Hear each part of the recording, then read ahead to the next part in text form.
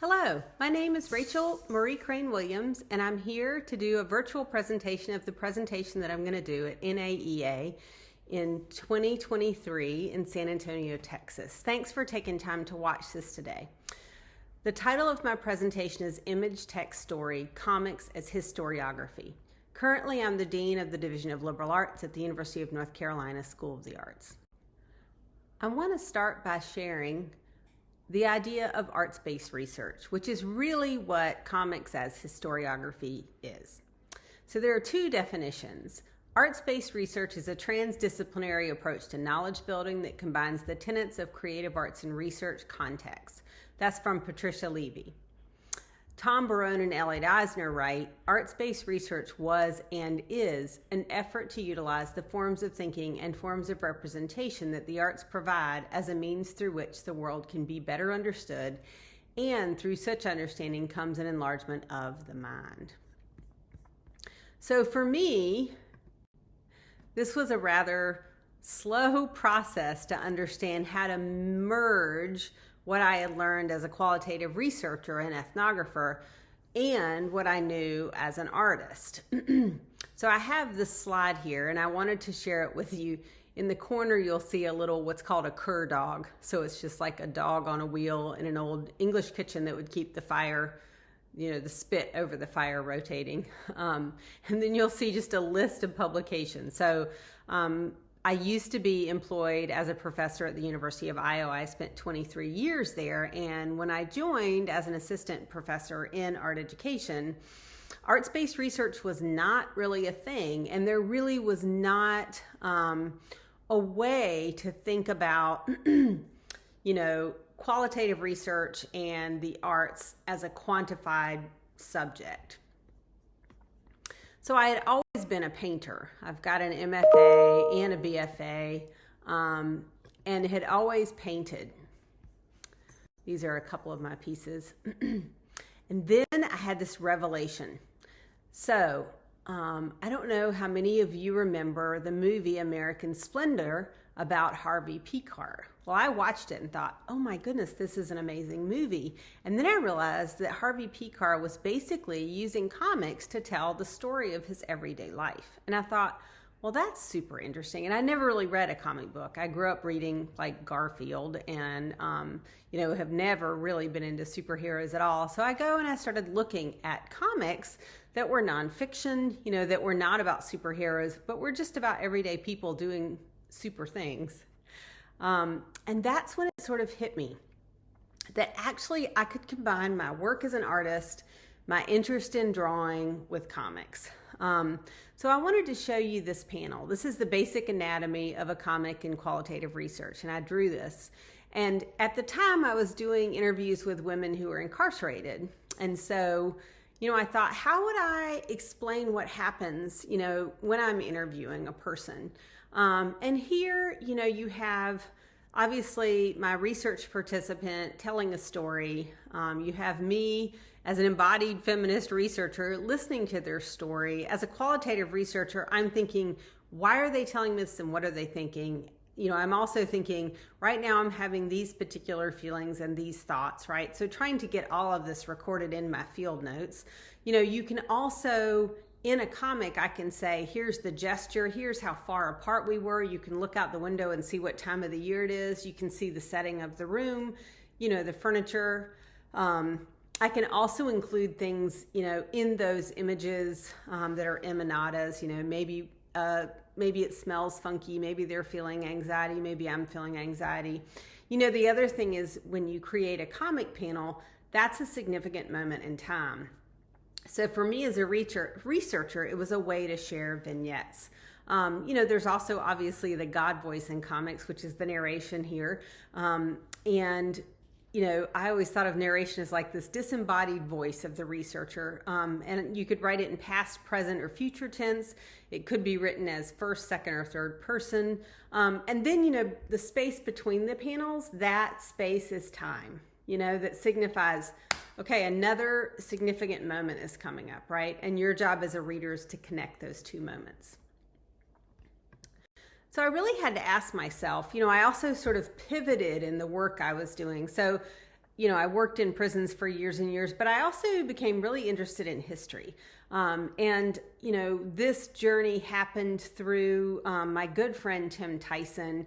He told me about Wilmington and what happened in Wilmington, North Carolina in 1898. And I thought, why did I not know this? And I really enjoyed it. And so, I started to think about how can I use comics to really illustrate history, really illustrate moments in history and talk about why are they so important? And doing historical research, in some ways, I used a lot of what I knew as an ethnographer, but in other ways, I had to learn completely new, different ways to do that work.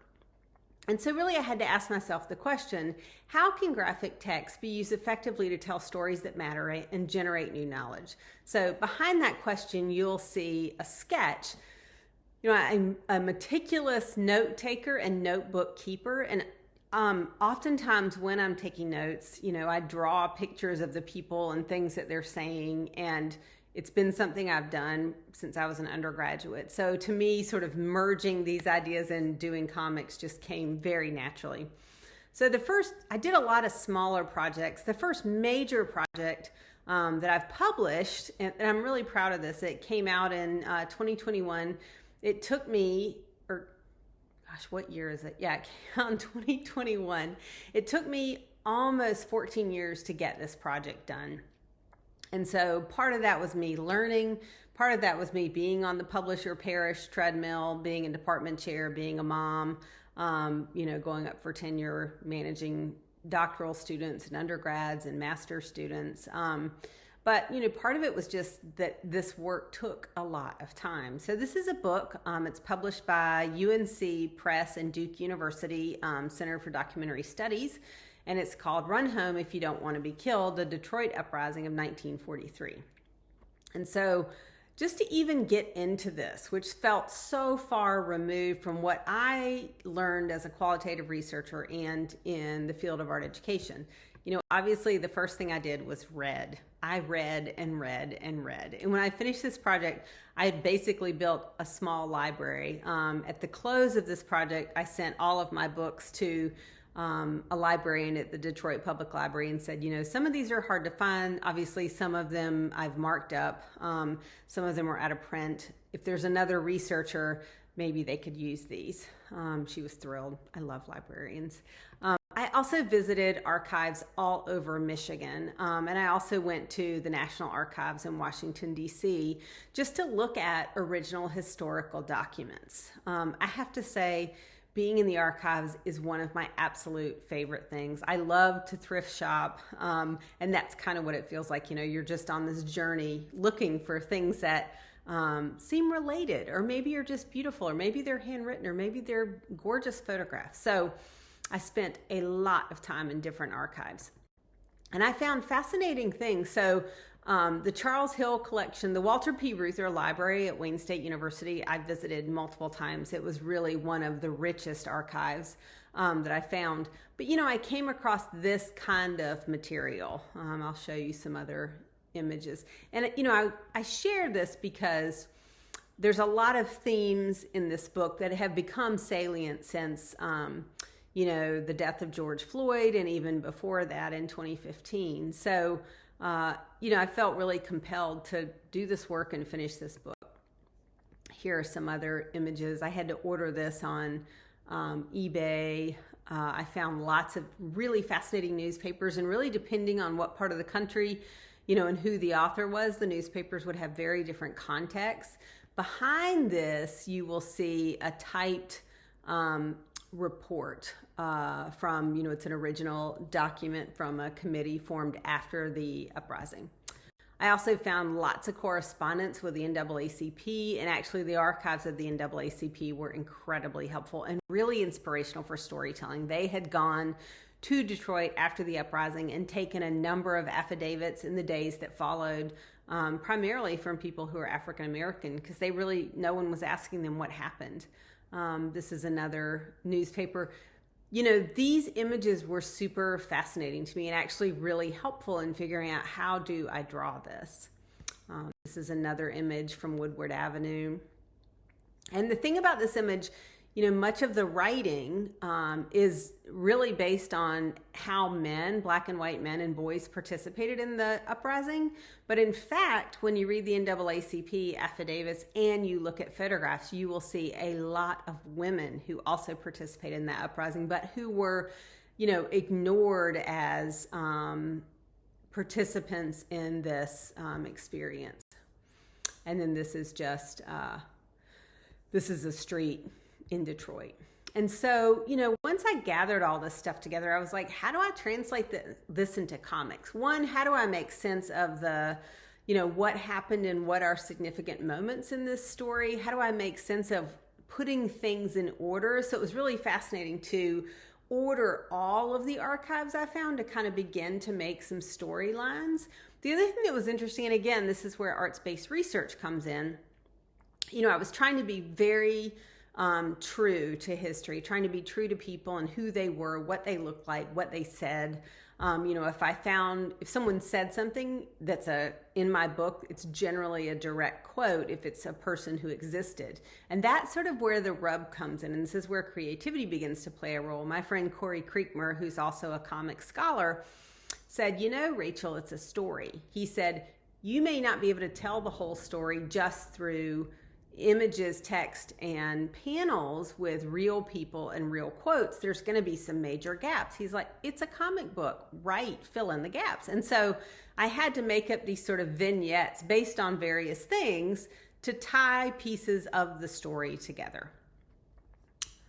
And so I'll give you another example of how I used archives. So you will see this this photograph resurrected by Emily Cuttle, who's an architect who recreated Black Bottom from archival photos. And Black Bottom is an area in Detroit that was, really an amazing area of Detroit, lived in primarily by Black residents of Detroit. And so having that archive of Black Bottom, where a lot of the stories happen, was super helpful to me, because then I could go back and recreate that setting. So this is one of my drawings. I'll just show you what my tabletop looked like. And most of what I did was hand-drawn. I did, eventually the technology caught up with me, and I felt like it was not a hindrance as an artist, but so more of a help. Whereas initially when I began this work in, probably 2000, I'm trying to think when this, I think I began working on this in probably 2006, 2007, 2008, somewhere in there. Digital drawing was really clunky and did not please me aesthetically as an experience or visually. So this is just an image of my desk, and you can see on this desk I've got hand drawings, I've got photographs from the Detroit Free Press, I have affidavits from the NAACP, I've got books, where I was just trying to pull all of this together to create these images and create the story. Here's another series of drawings I did. These drawings are based on an affidavit of a police shooting that took place at the YMCA, one of the YMCAs in Detroit during that time. And so how do I break that out and tell a story and put, a name with a face and, do that work? So this is these are preliminary drawings for that. By the time I got done with all of these drawings, I had a stack that was thicker than my dad's family Bible. So, I just want you to know how much work it is to draw a comic book. I would not recommend it unless this is something you really, really love. But let me tell you a little bit about the story. So in 1943, World War II is happening. There were uprisings, rebellions, riots all over the country that year. People don't realize what a huge year that was for interracial violence. So here's Detroit here. You've got LA, you've got Beaumont, and then these smaller dots are other disturbances. So 1943 was really complex. I couldn't just talk about the disturbance just because you're left with, why did this happen? And I wanted people to understand this uprising was purposeful. People had a reason to be in the streets. So first of all, leading up to 1943, there were housing shortages for everyone. You had had the Great Migration. You had had a number of jobs that were promised to people, initially in the automotive industry, and then obviously there was this retooling to become the arsenal of democracy. You had labor issues. You also had contested spaces, who could be where. And in fact, everything begins on Belle Isle, which was also a contested space. You had the Double V for Victory campaign that was a reaction to the ongoing oppression of Jim Crow laws and segregation in the United States. You know, obviously you have democracy, the arsenal of democracy retooling for war. You have labor unrest. You have discrimination against Black workers, and especially women, and Black women in particular. And, you know, I use a particular lens to tell that story. So I focus primarily on the Ford Motor Company. The sort of Ford Motor Company's really complicated and long-standing relationship with the Black community. And then at that point in 1943, Harry Bennett Ford's service department was the largest private security force in the country, and they were just brutal. And then, you know, various wildcat labor strikes really that were a reaction to racial issues. Why was this story important to tell? So one, a lot of people didn't know about it. A lot of people do not know that there was an uprising in Detroit in 1943. They're really familiar with 1967, but not so much with 1943. As a result of that, 34 people died.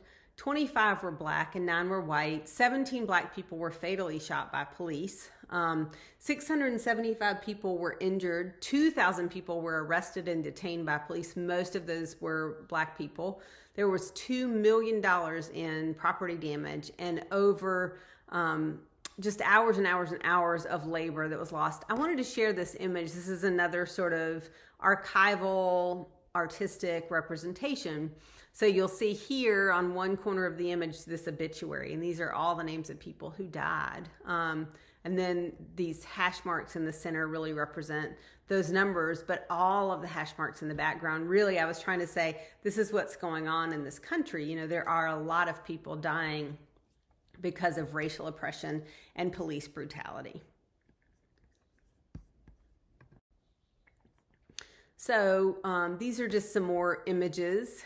You know, this is about Eastlake Amusement Park and what happened in the days before the uprising. You know, this is based on a labor strike.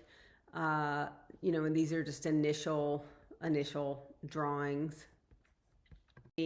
During this work was not only archival and historical materials, but also artistic materials. So I found the poetry of Jim Daniels. This is one of his books, Show and Tell. He's incredibly prolific, just a fantastic writer. And I read all of his work. You know, I'm not from Detroit, and until this story, I had never been to Detroit. But you know, I've since fallen madly in love with Detroit. I've been there several times and met lots of wonderful people from there. And so his writing, Marge Piercy's writing, also Philip Levine influenced me greatly. So reading their poetry also inspired some of these images. This image is an initial early image. It looks very different in the book, but it was inspired by Jim Daniels' piece, Time and Temperature, for James Baldwin. And it's really about sort of dealing with intergenerational racism, especially in the white community. So he says, 1967, Detroit. My grandfather watches tracer bullets zing past his window. The National Guard's taken over. Lily Bridge School on the corner. He remembers the strike at Packard when they promoted blacks. Then the riot of 43. How the crowds gathered on Belle Isle, just down the road. All the bloodshed just down the road. And he goes on, this is a very long poem, really about what happened in 1967 and how it echoes back to things that happened in the past. So reading work like that was incredibly inspirational. Also fiction, you know, I read Middlesex by Jeffrey Eugenides. I mean, I just read a lot of really fascinating things. It really got my, you know, creative juices flowing as an artist. If you go back to this slide, you'll see, you know, some of those images. And I just imagined this is where they were swimming and what they might have seen. I also sort of there were all these amazing tangents that happened for me. So, for example, the Detroit Housewives League. I would like to write a whole book on that. It's been done. It's better than what I would have written, but these women were amazing. The Black Detroit Housewives League burned a huge packing house in 1935 to protest the high prices enjoying thousands of women in Chicago to temporarily shut down the meat industry. This image is the end of a meeting taking place, and this is a meeting, I imagine, taking place in 1937, weeks before the Battle of the Overpass at Ford. And so, here they're talking about Shelton Tapas. They're talking about different people that were big in the CIO, and just what it meant for the unions to invite Black workers and how those things were shaken out. This is another image. And again, this is, I went to Belle Isle. I took pictures of the bridge. I drew it. These are details that I think are near the aquarium on Belle Isle. It's like a beautiful piece. And then, I read, again, poetry. And then these are bits of newspaper pieces that I found in the archive about the first day of the uprising. There was a scuffle on the Belle Isle Bridge between sailors and young Black people leaving there. And this was called basically the Isle of Pigs. And the story is that early settlers came and they put pigs on the island to eat all the rattlesnakes. So that's sort of the story of Belle Isle. This is another, I wanted to share this piece. This was a whole small kind of vignette or chapter about two young Black men who were arrested on Belle Isle that day. One was Robert Parsons and the other is Robert Gordon. And so these were affidavits taken from the NAACP. This one was by Louise Robertson, who was Robert Parsons' sister, and then Miss Eva Gordon, who was the mother of Robert Gordon. And so I basically, recreated those affidavits and sort of trying to share their search for their family in the justice system right after this was happening.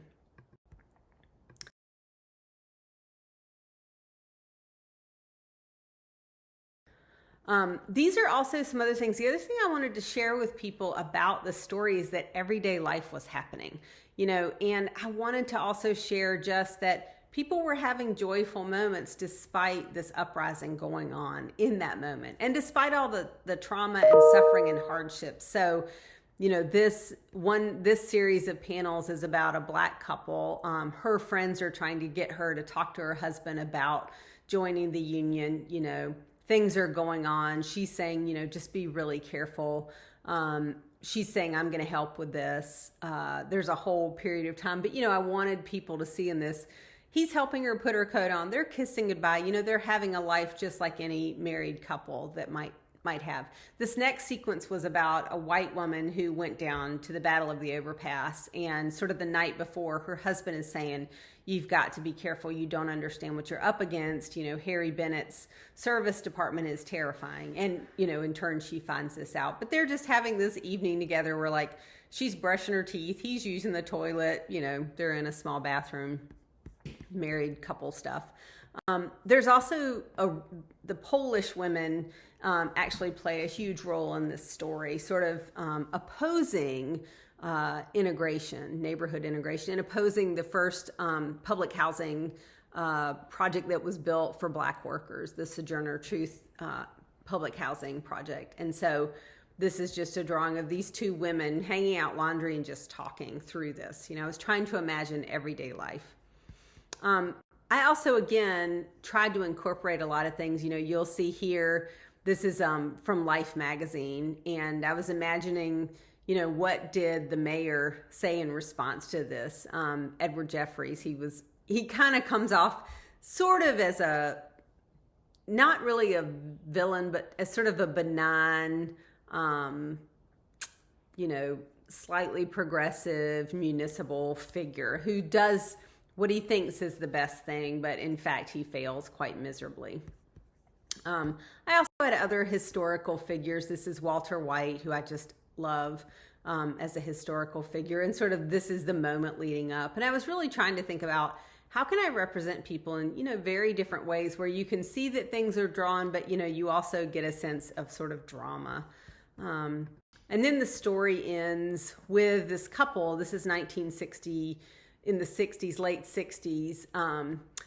And this is an older couple who their son just came to visit from the city. They've left the city, and they're just talking through like what happened after Detroit 1943. So, I just wanted to share this project with you just as one example of how to think about comics and historiography and image, text, and story, and what art-based research can do. I think as artists, we are powerful storytellers. I also think as educators, it's really important to teach other people how to tell stories through whatever means, they might have, whether that's making art, whether that's writing, whether that's collage or photograph, or even just physically telling stories to other people, and that stories really matter.